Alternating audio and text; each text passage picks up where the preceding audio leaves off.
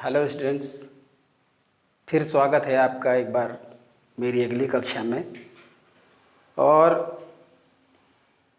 चूँकि आज स्वतंत्रता दिवस है, इसकी भी आपको ढेर सारी शुभकामनाएं, क्योंकि सबसे पहले तो हमारा देश है और हम सभी को हमारे देश पर गर्व है, क्योंकि पहले देश और फिर इसके बाद परिवेश और फिर वेश और भेष।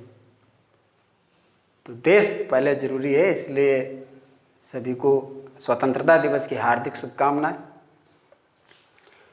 और आज बहुत सारे बच्चों ने मुझको बधाई दी है, कंग्रेचुलेशंस कहा है इस बात के लिए कि 1000 सब्सक्राइबर हो रखे हैं। तो चलिए, बहुत अच्छी बात है। हालांकि ये मेरा प्रयास नहीं है, मेरा कोई मेहनत नहीं है, और ये सभी बच्चों का प्रयास है। और बच्चों ने कक्षाएं लाइक की और मेहनत की, प्रयास किया उन्होंने समझने का। तो आज मुझे यहाँ तक पहुँचा दिया, मैं पहुँचा नहीं, पहुँचाया गया हूँ।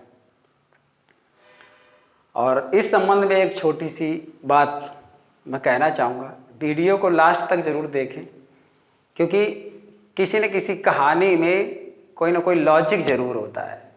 क्योंकि मेरी कहानी फालतू की नहीं होती, उसमें कुछ न कुछ आपको ज़रूर मिलेगा। तो अंत तक सुनिए, थोड़ा धैर्य रखिए। ये पढ़ाना तो वही है, आप देख रहे हो इसमें सब कुछ लिख रखा है मैंने। क्या था कि एक गुरुजी के पास एक शिष्य पढ़ रहा था, तो पढ़ा रहे थे उसको आराम से। तो शिष्य बोला कि गुरुजी सबसे बड़ा कौन? तो गुरुजी बोले, बेटा धरती बड़ी। तो कहे गुरुजी का धरती बड़ी तो वो शेषनाग के सिर पर क्यों पड़ी? बोला अच्छा बेटा। तो बोले शेषनाग बड़े। बोले अगर शेषनाग बड़े तो फिर शंकर जी के गले में क्यों पड़े? बोले शंकर जी बड़े। तो बोले हिमालय पे क्यों खड़े? तो बोले हिमालय बड़ा। तो ऐसे करके वो बोले कि वो तो धरती के कोने पे पड़ा। तो फिर बात वहीं आ गई, धरती बड़ी। बोले हे प्रभु, गुरुजी बोले चल तू ही बता दे कौन बड़ा। बोले गुरुजी सबसे ज्यादा वो बड़ा जो दो बोतल पी के सीधा खड़ा। खैर ये तो जोक था, कहानी अभी अपने सही क्लाइमेक्स पे जाएगी। कि बोले जब शेषनाग बड़ा तो फिर वो समुंदर में क्यों पड़ा? तो कहा समुंदर बड़ा। तो कहा वो विष्णु भगवान के नीचे पड़ा। तो कहा विष्णु भगवान बड़े। कहा तो फिर वो भक्तों के वश में क्यों पड़े? अब यहां से जो है निरुत्तर हो गए गुरुजी।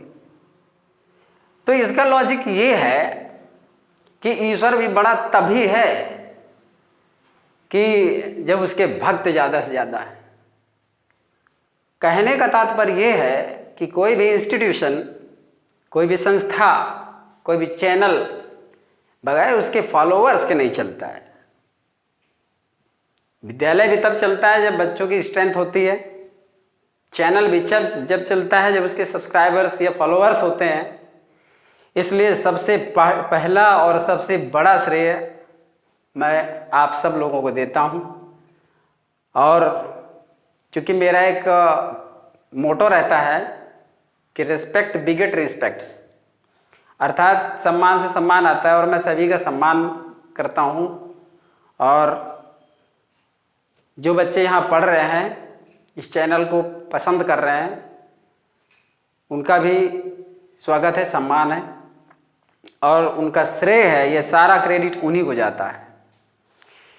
तो क्योंकि कभी कभी शुरुआत में इतना सब कुछ हो जाता है, मैं बोल जाता हूँ। कभी कभी बच्चे सोच लेते हैं कि अरे सर पढ़ा नहीं रहे, तो थोड़ा सा 2 मिनट का ये होता है, क्योंकि मेरी थोड़ा बकवास करने की आदत है। ऐसा ही समझ लीजिए। तो इस तरह से मैं थोड़ा एक कहानी जिसमें से कुछ समझ में आती है, क्योंकि ईश्वर भी भगत के वश में रहते हैं, भक्तों के वश में रहते हैं, लेकिन गुड सेंस में।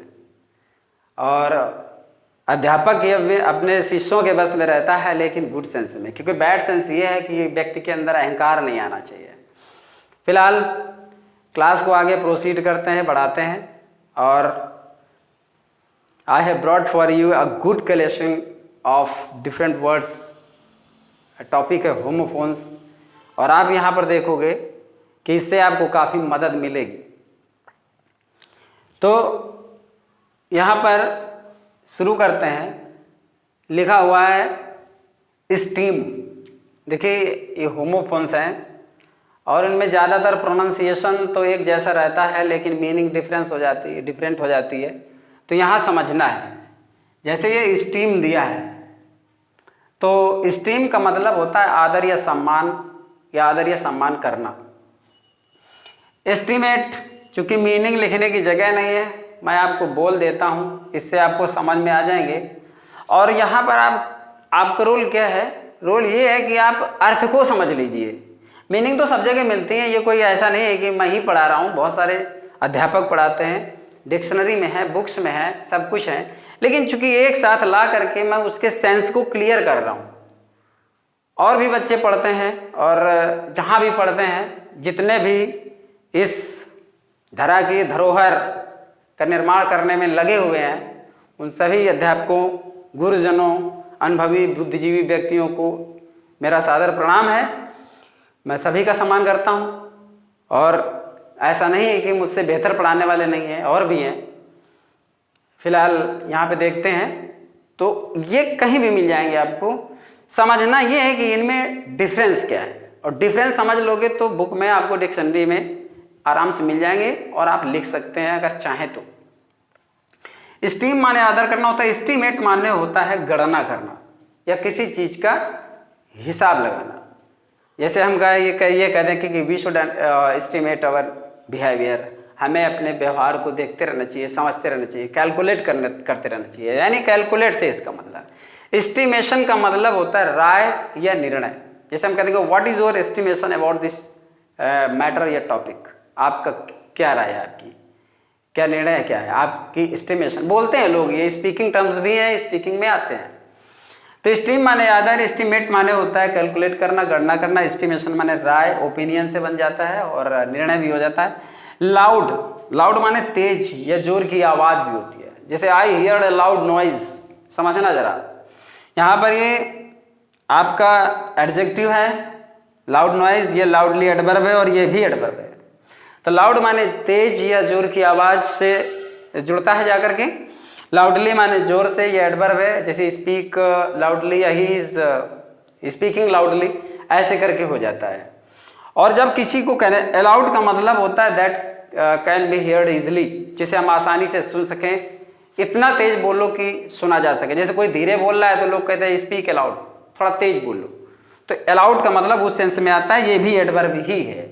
तो लाउड माने तेज, लाउडली माने तेजी से या जोर से, और अलाउड माने भी जोर से होता है, लेकिन यूज अलग अलग होता है। ही इज स्पीकिंग लाउडली, ऐसे कर देते हैं। The children are making a noise loudly, बड़ी तेज से शोर मचा रहे हैं। और ये बोला जाता है जैसे स्पीक अलाउड, यानी तेज बोलो, इतना कि सुना जा सके। राइट का मतलब होता है स्पिरिचुअल सेरेमनीज, यानी संस्कार या अनुष्ठान वगैरह। राइट का मतलब, इस राइट का मतलब सभी जानते हैं, दायां या ठीक भी होता है, सही भी होता है। इसका मतलब भी जानते हैं, राइट का मतलब लिखना होता है। इस राइट का मतलब होता है गिव ए शेप।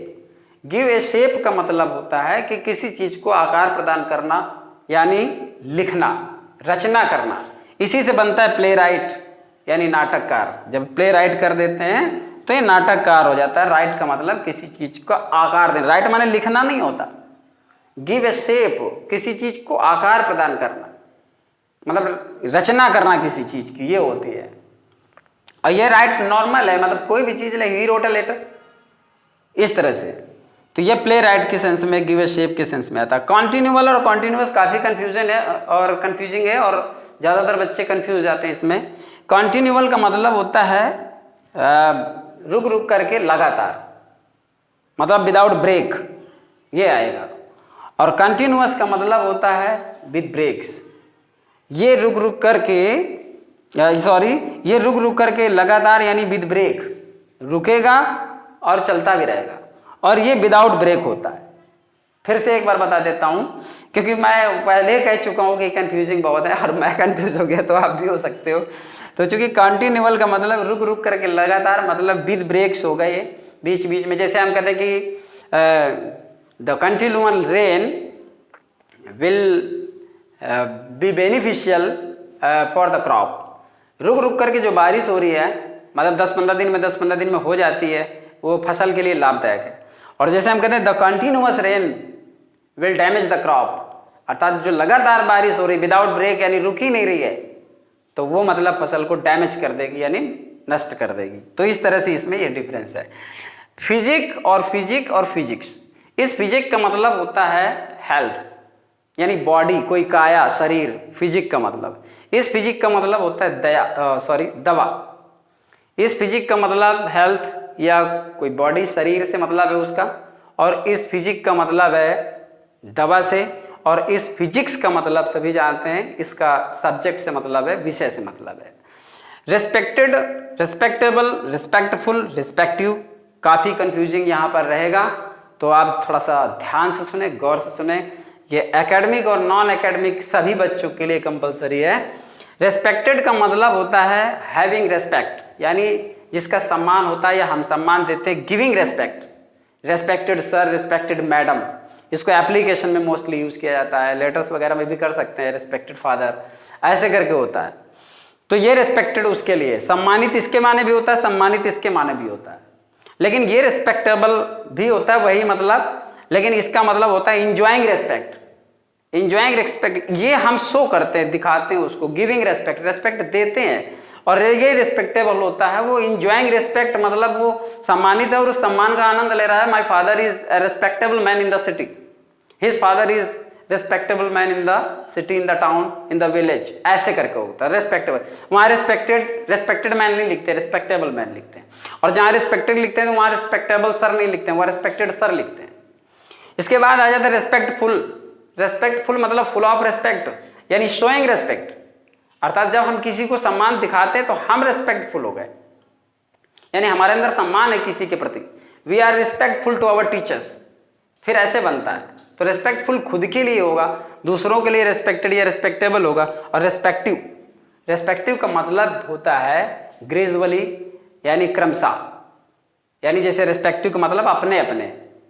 जैसे हम कहते हैं कि after the match was over each spectators went their respective homes, यानी जब मैच समाप्त हो गया तो सभी दर्शक अपने अपने घर चले गए, रेस्पेक्टिव होम्स। तो ये एक क्रम को दर्शाता है रेस्पेक्टिव, यहाँ सम्मान जैसा कोई अर्थ नहीं है, ये भी ध्यान दें। इसके बाद कॉस्ट है, कास्ट है, कास्ट है और कोस्ट है। कॉस्ट माने कीमत या कीमत होना, कास्ट माने फेंकना या ढालना भी होता है, कास्ट माने बोट भी डालना होता है। तो यहां पर जैसे do cast your vote please, ऐसे करके होता है। तो बोट डालना भी होता है और ढालना भी होता है, और कास्ट माने फेंकना भी होता है। The fisherman cast the net into water, ऐसे होता है। और कास्ट की ये फॉर्म तीनों एक सी होती हैं। तो यहाँ पर इसकी भी तीनों फॉर्म एक ही होती है, कॉस्ट कॉस्ट कॉस्ट करके। और कास्ट माने इसके माने जाति होती है, और ये कोस्ट माने होता है कोई समुद्र का किनारा, तल या तलछट, जो भी कुछ कहें, समुद्र का किनारा होता है ये। तो कॉस्ट माने कीमत या कीमत होना, कास्ट माने फेंकना, ढालना या वोट डालना, और कास्ट माने जाति, और कोस्ट माने समुद्र का किनारा या किसी भी नदी या तट का किनारा हो, तट हो। इसके बाद डोज और डॉज। तो यहाँ पर देखिए ये भी उसी तरह से हैं, और ये काफी ऐसा होता है पढ़ने के बाद भी भूल जाते हैं, याद नहीं रहते हैं। तो डोज माने यहाँ पर होता है खुराक, किसी दवा की खुराक, डोज माने। और ये डोज माने होता है ऊँघना, जैसे द बॉय इज डोजिंग, बच्चा ऊँघ रहा है। और इस डॉज माने होता है चकमा देना, किसी को धोखा देना। ही डॉज्ड हिज अटैक, उसने उसके आक्रमण को चकमा दे दिया। तो डॉज, ठीक है ना। तो डोज ये खुराक हो गई, ये नाउन है। डोज माने ऊँघना, ये वर्ब है। और इसके बाद डोज माने चकमा देना, ठीक, और ये वर्ब है, यहाँ पर ये वर्ब है। इसके बाद तो एक बार फिर रिपीट कर देता हूँ, डोज माने खुराक, डोज माने ऊँघना, और डोज माने चकमा देना। डिसेंट माने श्रेष्ठ होता है, एक्सेलेंट की श्रेणी में आता है वो। और इस डिसेंट माने होता है उतरना, नीचे को, ढलान, डिसेंट। जैसे असेंडिंग ऑर्डर और डिसेंडिंग ऑर्डर होता है, तो ये एसेंट का अपोजिट है, एंटोनीम है डिसेंट। और ये डिसेंट माने होता है असहमति। ये कंसेंट का अपोजिट है, कंसेंट माने सहमति और ये डिसेंट माने असहमति। फिर रिपीट करता हूँ, डिसेंट माने श्रेष्ठ और ये डिसेंट माने होता है उतरना, नीचे को आना, और ये डिसेंट माने होता है असहमति। चलिए इसमें आ जाते हैं एग्जाम्पल, सैंपल और स्पेसिमेन। एग्जाम्पल माने होता है, एग्जाम्पल मतलब उदाहरण। उदाहरण किसी मतलब सवाल में है, किसी भी पुस्तक में है, जैसे मिल जाते हैं, वो एग्जाम्पल होते हैं।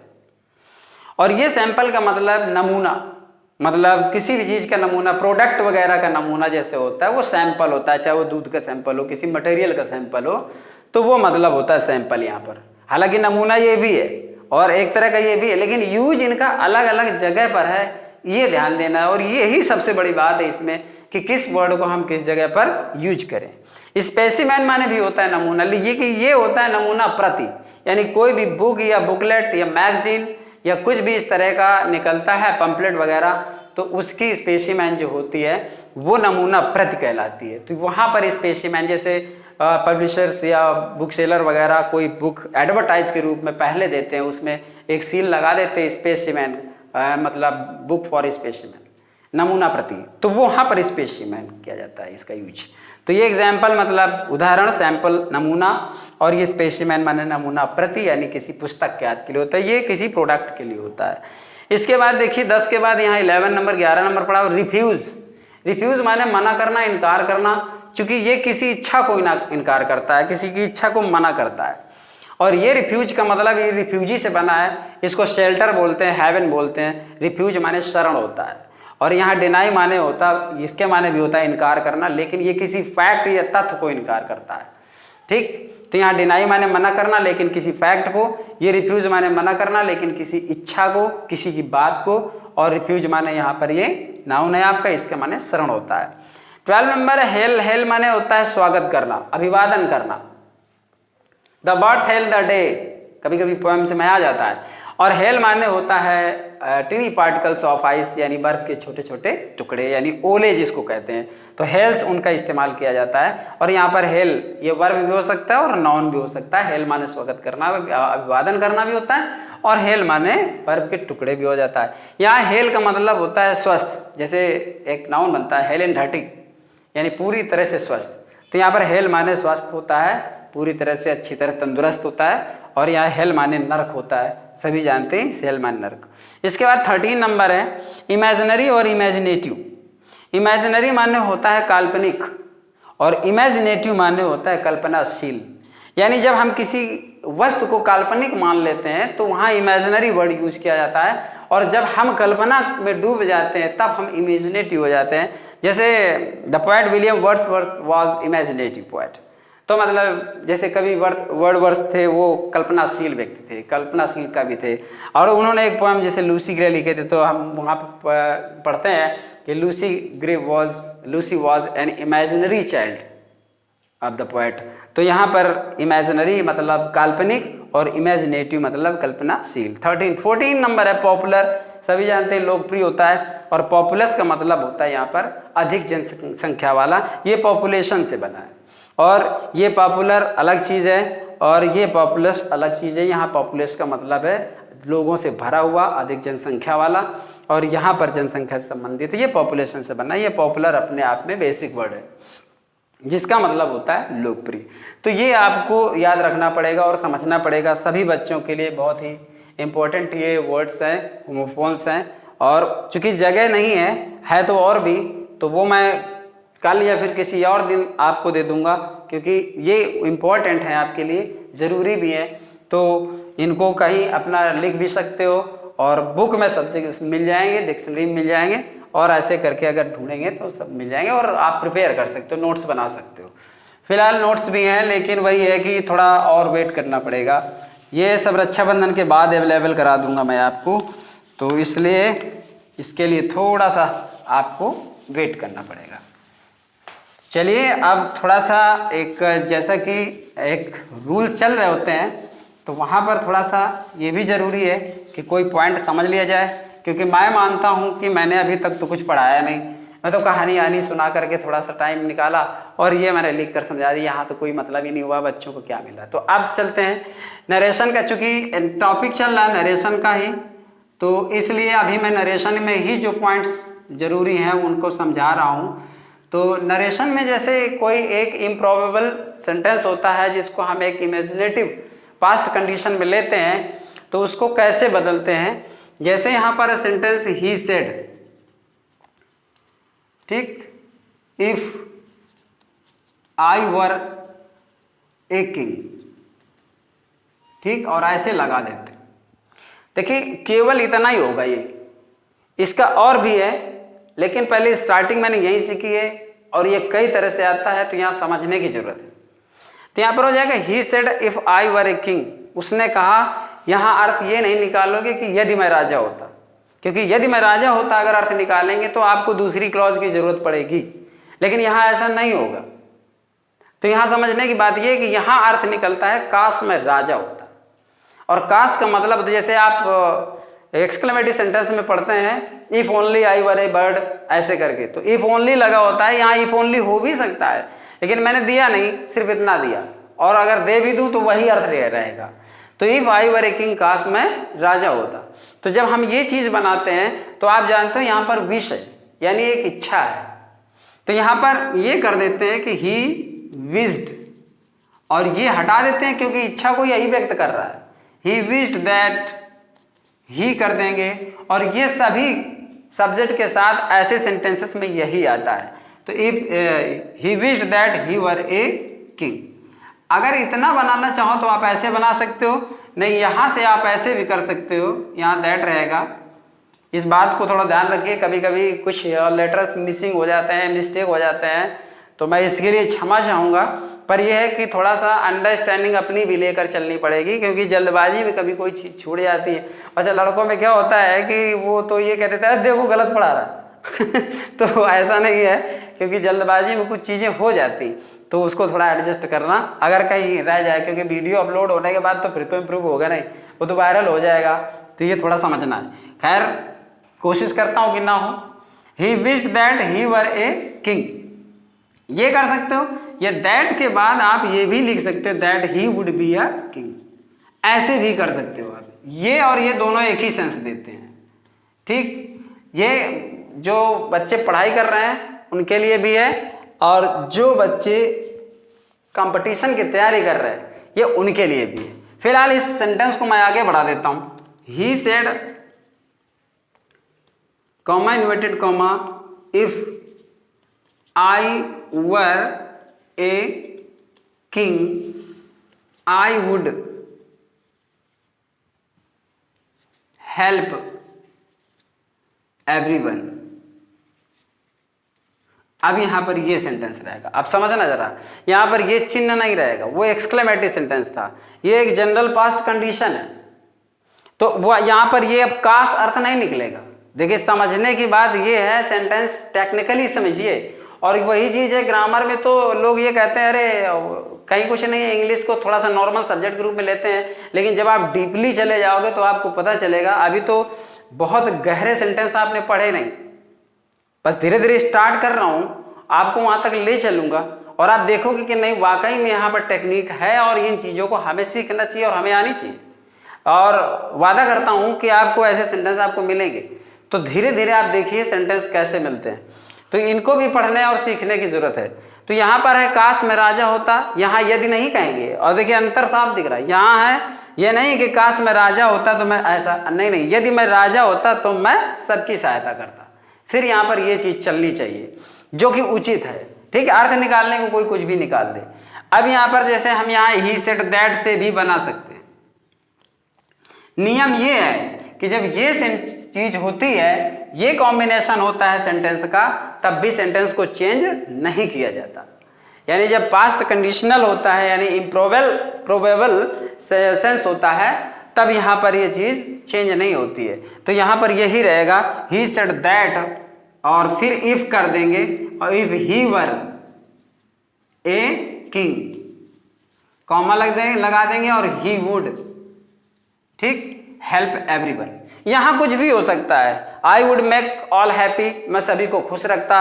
आई वुड हेल्प एवरीवन, मैं सबकी सहायता करता। ऐसा करके हो जाता है, पास्ट कंडीशन में चला जाता है। मतलब वो अगर ऐसा होता तो, यदि ऐसा होता तो, है नहीं, इसलिए वो पास्ट कंडीशन है और एक इमेजिनरी, थोड़ा सा काल्पनिक शर्त में आ जाता है वो, क्योंकि वो कल्पना कर रहा है लेकिन है नहीं और शायद होगा भी नहीं, इसलिए सिर्फ कल्पना है। भूतकाल में ऐसी चीजें ये शो करती हैं, तो ऐसे में भी टेंस बदलता नहीं है। अब इस चीज को देखिए, लेकिन he said that if he were a king he would help everyone, उसने ये कहा कि यदि वो राजा होता तो वो सभी की सहायता करता। तो यहाँ पर देखिए विश यहाँ सेट नहीं रहेगा, यहाँ विश ही आपको करना पड़ेगा, क्योंकि वो कह रहा है काश मैं राजा होता। सिर्फ इतनी बात कर रहा है, इच्छा व्यक्त कर रहा है राजा होने की, सिर्फ ये नहीं कह रहा कि होता तो ऐसा करता, ये नहीं कहा। तो यहाँ सेंटेंस में अंतर समझने की जरूरत है। इसके बाद इस चीज को मैं प्रूव कर देता हूं, जो यहाँ पे नीचे लिखी हुई है कि यहाँ दैट और सेड नॉर्मल है या नहीं है। तो यहाँ पर एक चीज देखिए सेंटेंस को, और इसकी मदद से आपको ये इसमें प्रूफ मिल जाएगा और आपको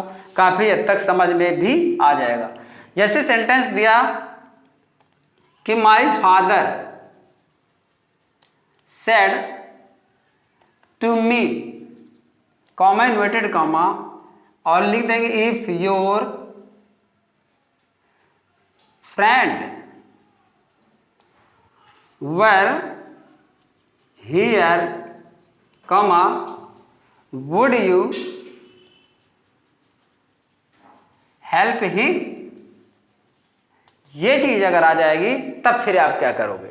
जैसे मेरे पिताजी ने मुझसे कहा यदि तुम्हारा मित्र यहां होता तो क्या तुम उसकी सहायता करते, ये चीज पूछी जा रही है। या फिर कहते how would you help him, तुम उसकी सहायता कैसे करते। मतलब सेंटेंस को क्वेश्चन में ले लिया गया, किसी भी तरह से मतलब आप समझ सकते हो। तो जब ये चीज क्वेश्चन में ले ली गई तो अब यहां पर देखिए एक सिचुएशन बनेगी।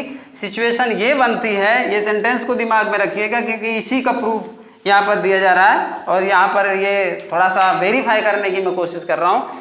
तो यहाँ पर देखिए हो जाएगा कि माई, अब यहाँ आपको फोर्सफुली आस्क्ड लगाना ही पड़ेगा क्योंकि यहाँ सेंटेंस इंट्रोगेटिव है। तो माई फादर आस्क्ड मी, और फिर लगाओगे आप इफ, क्योंकि जब सेंटेंस इस तरह से हेल्पिंग वर्ब से स्टार्ट होता है, कोई क्वेश्चन वर्ड नहीं होता, तो इफ या वेदर ही लगाते हैं। अब हम वेदर भी लगा सकते हैं लेकिन यहाँ इफ लगाएंगे ताकि इफ का मैटर आपको समझ में आ जाए। सारे बच्चे समझ जाएं कि जब एक इफ ये है और एक इफ ये है तो इसको किया क्या जाना चाहिए, इसका प्रॉपर चेंज क्या है, किस तरह से एडजस्ट करें। और सबसे बड़ी बात यही है कि डायरेक्ट को आप किस तरह से इनडायरेक्ट बनाते समय एडजस्ट करते हैं, कौन से वर्ड चूज करते हैं, कौन सी रिपोर्टिंग वर्ब लगाते हैं, यही समझना इसमें सबसे गहरी बात है। यह समझ में आ गया, सेंटेंस दौड़ के बनता है। फिलहाल माई father asked me if, sentence को ये पहले नहीं लेंगे, ये समझ लीजिए। सेंटेंस को पहले लेते हैं ये वाला, माई फादर आस्क्ड मी इफ, यहां पर हो जाएगा आई वुड हेल्प, इस हिम को इसमें कन्वर्ट कर देंगे क्योंकि पहले नाउन होता है फिर बाद में प्रोनाउन। अगर आप पहले प्रोनाउन आ रहा तो प्रोनाउन लिखने के बाद फिर नाउन सपोर्ट अच्छा नहीं करेगा। पहले नाउन ले लीजिए, इसके बाद आप प्रोनाउन लीजिए। ये भी एक टेक्निक है क्योंकि यहाँ पर बच्चों से चूक हो जाती है, इस बात को छोड़ जाते हैं, नहीं समझ पाते हैं। तो यहाँ पर ये समझने की जरूरत है, my father asked me if I would help, और फिर हो जाएगा माई फ्रेंड, चूंकि योर फ्रेंड को माई फ्रेंड कर देंगे, और फिर इफ, अब यहाँ पर लिखा योर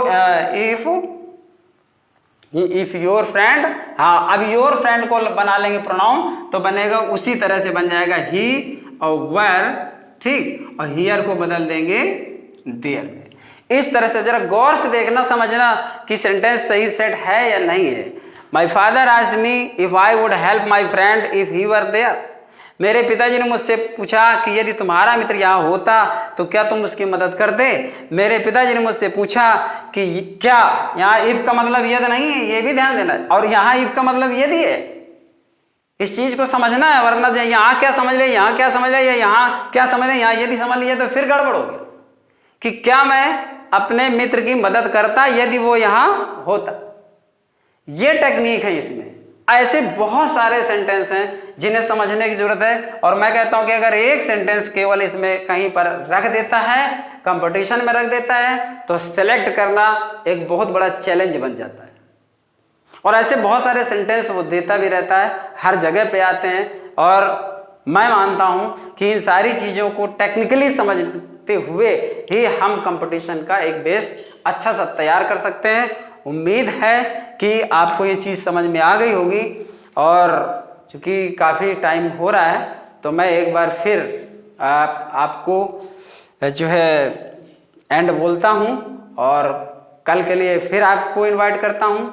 और सभी को शुभकामनाएं एक बार फिर, और कल के वीडियो में फिर मिलते हैं। और वही लास्ट में जो एक रहता है रिक्वेस्ट कि आप वीडियो पूरा देखें, क्योंकि कुछ बच्चे होते हैं शुरुआत में देखा और इसके बाद कहानी सुन ली, इसके बाद मतलब उसको बंद कर दिया। तो देखिए ये जो एजुकेशन है, क्लास है, वो लास्ट तक जाएगी तो आप कुछ न कुछ उससे सीख जरूर जाएंगे, ये भी है। तो लास्ट तक देखें और सब्सक्राइब करें और कमेंट भी करें, कमेंट जरूर करें, क्योंकि जब बच्चों को कमेंट आते हैं तो मुझको अपनी कमी का एहसास होता है और मैं उन्हें इम्प्रूव करने की कोशिश करता हूं। और इसके लिए ज़रूर मैं कहूँगा कि कोई प्रॉब्लम हो रही है तो बच्चे बताएं, कहीं पर कोई चीज़ समझ में नहीं आ रही तो वो भी कमेंट करके बता सकते हैं, मैं उसको अगले वीडियो में जा करके समझाऊंगा। और तब तक के लिए सभी को नमस्ते और नमस्कार और यथोचित सभी को प्रणाम।